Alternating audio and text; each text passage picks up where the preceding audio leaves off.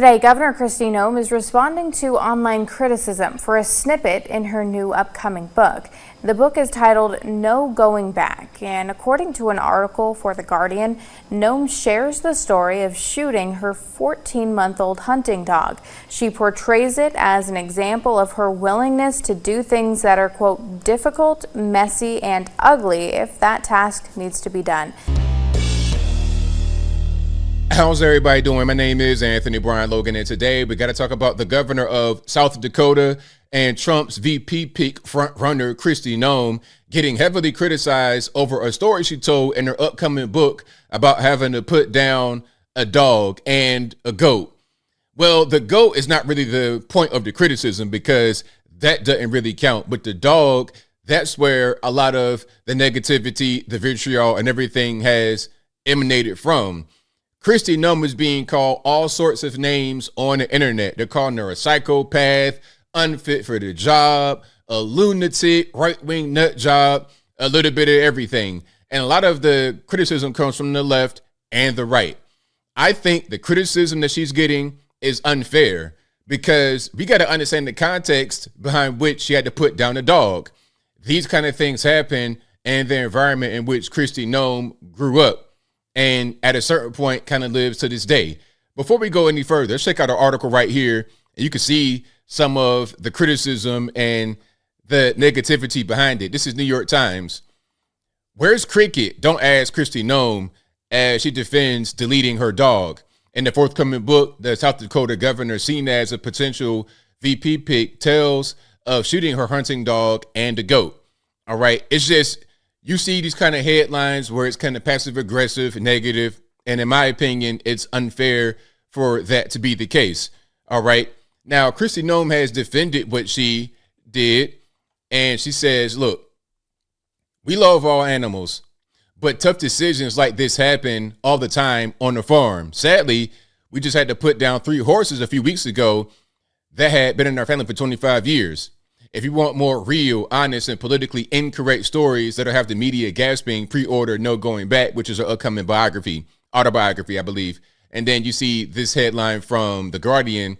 It says, Trump VP contender Kristi Noem writes off deleting a dog and goat in a new book. South Dakota governor includes bloody tail and campaign volume in the midst of better politician. Went into the story here. Now, that part was correct about what she said about, if she was a better politician, she wouldn't tell the story, because people don't like to feel uncomfortable for the most part.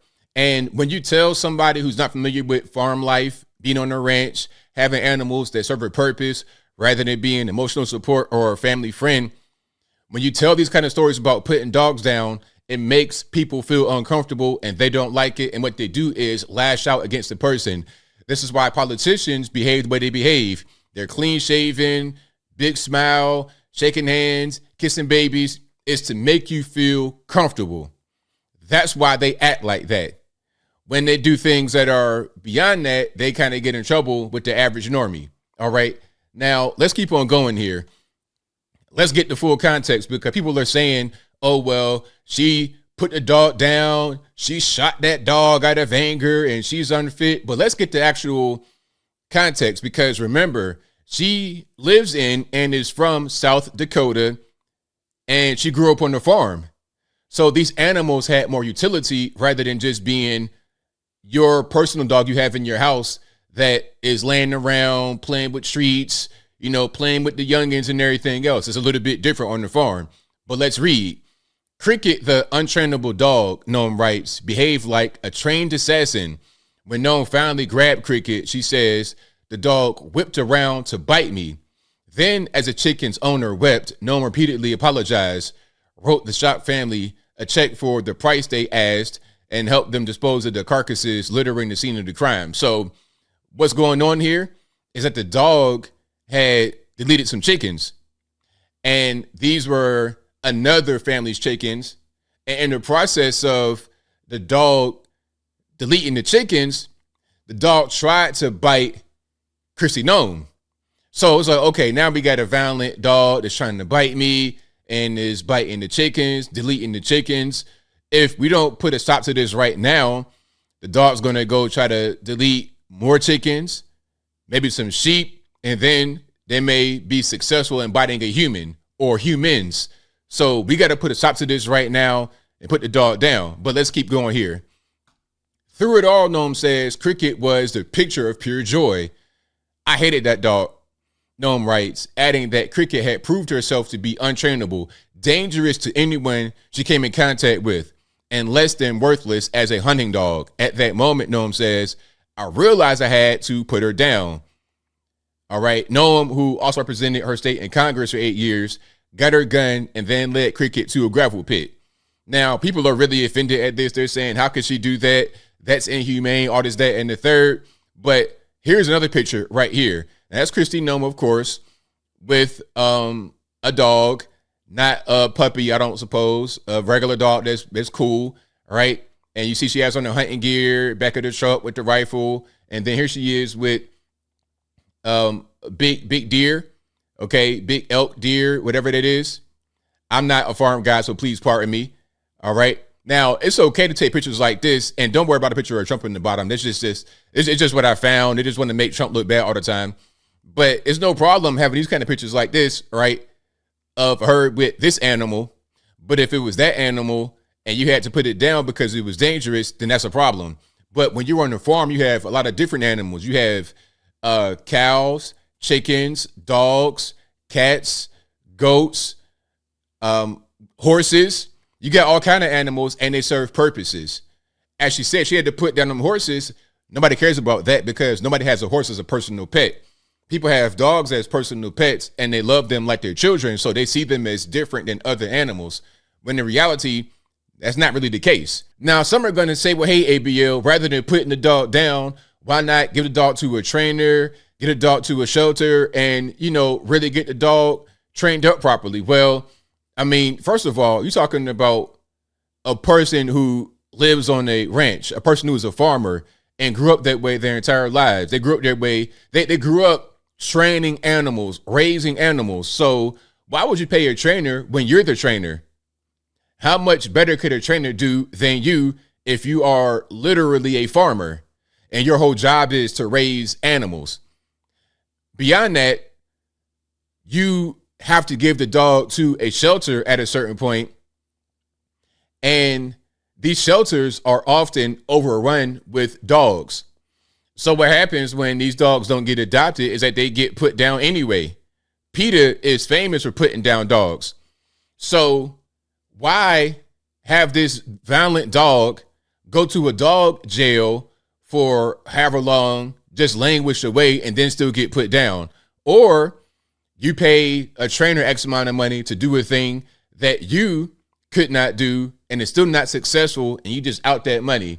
Or you give the dog to a family and they don't know what's going on, and then that dog attacks their kids, it attacks them. It doesn't make any sense. This is an old school thing. You take the dog behind the woodshed like an old yeller, take the dog behind the barn, behind the woodshed, and put it down if it needs to be put down. In the case of old yeller, the dog had rabies. Okay, let's put the dog down because we don't want the dog to turn and attack us or suffer with the disease. That's usually how it goes. But I understand those who live in suburbs and cities, and you got your dog in your house and the dog's wearing a sweater, going to hotels and restaurants, things like that, which you understand why this could be offensive and why you may feel a way in your heart because you love your dog is part of your family, I understand, but we got to understand the context of a farm. We got to understand the context of a dangerous dog that deleted chickens, might want to delete sheep, and might want to try to bite the owner.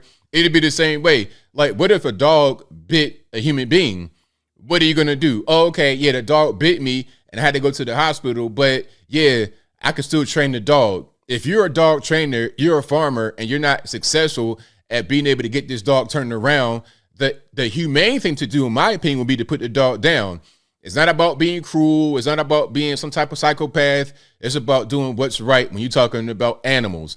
Because any other animal, deer, wild pigs, foxes, coyotes, there's no problem putting them down just because they're a nuisance. But when you're talking about a violent dog that has actually displayed violent characteristics, that's a problem. To me, it doesn't make any sense. But as I close, I want to say this. Shout out to all the dog owners out there. I empathize with you guys and your reaction to this story. I understand, but I don't think it's fair to criticize Kristi Noem because of your empathetic reaction. You got to understand, these are farm animals and sometimes they get put down. It's not a thing you do with glee or with joy, but it's a thing that has to be done for the purpose of utility, not anything else. But I think I'll leave that right there for now. And what say you? What's your opinion about Kristi Noem? Do you still support her? If you supported her before, do you think that it was unnecessary, cruel, and unusual to put the dog down in this circumstance? Whatever your thoughts are, let me know in the comments below. You guys know where I'm at. I think what she did here just makes sense. I mean, this is what it's always been going on farms. I mean, it's not necessarily a great thing to do. You don't want to do it, but you have to do it. Okay? And then, again, it only kind of applies to dogs and cats, the animals that are seen as household pets. When it comes to anything else, you're talking about chickens, horses, ducks, any other animal that you have to delete, put down, or sent to a slaughterhouse, it's no problem. You know, I eat all kind of animals. I eat duck, chicken, cow, whatever. I eat all that. That's not a problem. But then when it comes to animals that are dangerous, that could be seen as household pets, we draw the line right there. To me, it doesn't make any sense. But whatever your thoughts are, please let me know in the comments below. And that's all I got to say for this video. If you like what you heard, please comment, rate, share, and subscribe. Peace.